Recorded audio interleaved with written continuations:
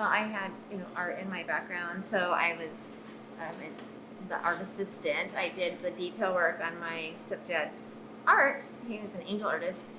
He did pass away in 2012, sadly, too early, and he became like a world famous artist. So he taught me his technique, and doing it for 15 years, it was just that was in my tool belt, so to speak.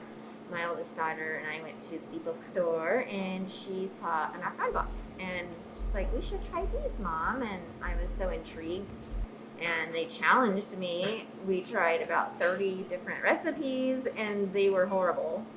So at that point, it made me really determined, because I'd never tried something so hard in my life and could not figure it out. And so finally achieved it, and over the years, like, I'm still perfecting this recipe.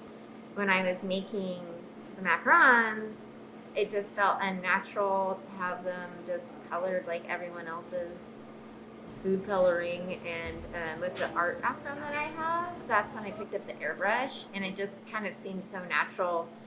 There, I felt like I was doing what I would do with when I was doing the art. And then people really responded to how they looked, and I enjoyed it. It's exciting. I feel like they're little original pieces of art. Outside of it looking different and being a piece of art, I wanted the filling to taste good. I wanted to enjoy it. That's where the fillings come in, like the handmade caramels that I make, and the European style buttercreams, which is something my French grandmother used. She was an amazing cook.